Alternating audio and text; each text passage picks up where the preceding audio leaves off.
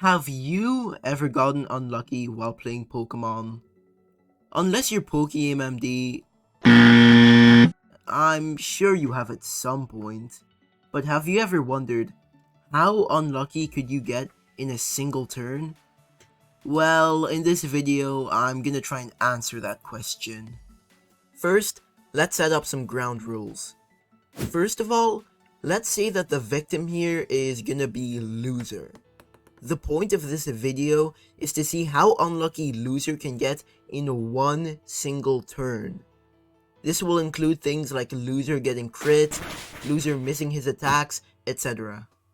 Second, I'm only gonna count something as lucky if the luck in question actually mattered. Let's take this scenario as an example. A Citadel just KO'd one of your Pokemon and is now on low health. You send out your Meowth and it uses Fake Out and gets a critical hit. Fake Out would have KO'd regardless if your opponent got a critical hit or not. So despite your opponent trying to argue that the crit mattered, it in fact did not matter, so I won't be counting it as something lucky.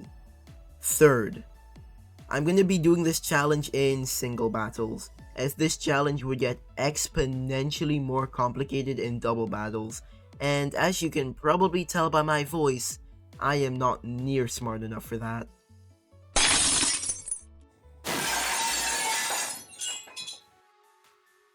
Alright, now that we got the ground rules out of the way, let's get started. First, we need a move to base our entire strategy around, and this move is gonna be Population Bomb. That's because this move has some very unique characteristics. It's a multi-hit move that can hit a maximum of 10 times, actually the most of any multi-hit move.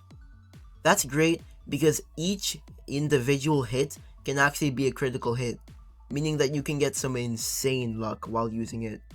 Population Bomb is also pretty inaccurate, only having 90% accuracy, and each hit can actually miss too, so it's perfect.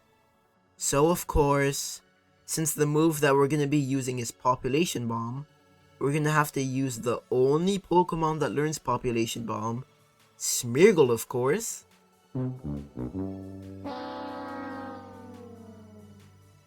We're going to be using Smeargle instead of Maushold, because Smeargle has a gender and Maushold doesn't, and this is going to be important later on. Okay, now we have a Smeargle with Population Bomb. Let's choose an item. And the choice of item is actually very interesting here, as there are only a handful of luck-based items in Pokemon, and many of them aren't actually that useful for this challenge. Bright Powder increases your evasion. Could come in handy later on, but not really what I'm looking for. There's King's Rock. No, that's not it either. Then I saw it. Focus Band. A Pokemon with Focus Band has a 10% chance to live an attack with 1 HP. I did some testing, and it turns out that if you use a certain multi-hit attack, let's say Population Bomb, each individual hit can actually trigger the Focus Band. Yeah, we're definitely gonna be using this item. Alright, on to the strategy. First, I'm gonna skill swap Flame Body onto Loser and freeze, confuse, and infatuate Kyle. After that, Loser is gonna use Population Bomb on Kyle, and Kyle's Focus Band will activate 10 times in a row, making it so he survives. Then Kyle is gonna dethaw, not succumb to infatuation, and break through confusion to use Population Bomb on Loser. I'm gonna IV Loser so that Kyle's Population Bomb would have to get 10 max roll crits for it to KO. To make Kyle's Population Bomb even less likely to hit, I'm gonna decrease his accuracy and max out Loser's evasion, and give Loser the item Bright Powder. Phew. That was a lot to take in. Now I'm gonna recap everything and tell you the odds of all of this actually happening. First, Loser uses Population Bomb on Kyle and the focus band will activate 10 times. The chance of focus band activating once is 10%, so the chance of that happening 10 times in a row will be 10% to the power of 10. Then Kyle will not succumb to infatuation, unthaw, and break out of confusion. The first two are very easy to calculate.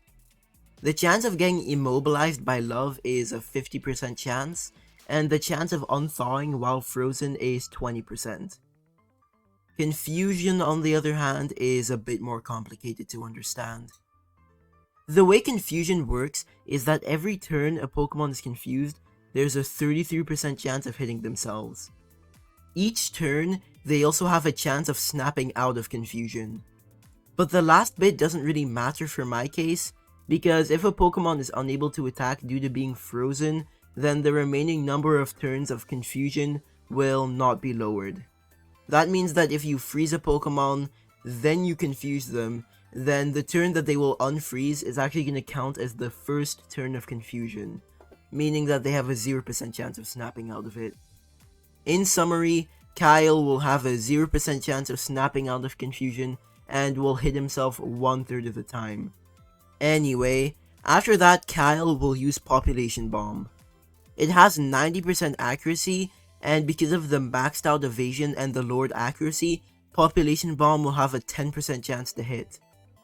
But Bright Powder lowers the accuracy of moves by 10%, so the accuracy of Population Bomb is going to be 9%. The thing about Population Bomb though, is that each individual hit has a chance to miss, so the chance of all Population Bombs hitting is 9% to the power of 10. And for Population Bomb to KO, each hit would also have to be a max roll crit. The chance of getting critical hit in Generation 9 is this number on screen, so the chance of getting 10 crits in a row would be this number to the power of 10. And the chance of getting a max roll is 6.25%, so the chance of getting 10 in a row would also be 6.25 to the power of 10. And last but not least, Kyle not getting burned by Flame Body. Population Bomb is in fact a contact move, so each hit will have a chance of triggering Flame Body. So after 10 hits, the chance of Population Bomb not activating is 70% to the power of this. Alright, so I plugged in all of those percentages into a calculator, and the chance of all of these very unlikely events actually transpiring, and the chance of the unluckiest possible turn in Pokemon actually happening is 9.494 ... times 10 to the power of minus 50. And if you want that in percentages, then it is 9.5 times 10 to the power of minus 48%. So yeah, now if anyone asks you how unlucky you could get in Pokemon, you could actually say that this is the unluckiest turn possible, or the chance of that happening anyway. So yeah, thanks for watching the video. If you liked it, then leave a like. If you want to see more videos like this, then subscribe. And yeah, I'll see you next time.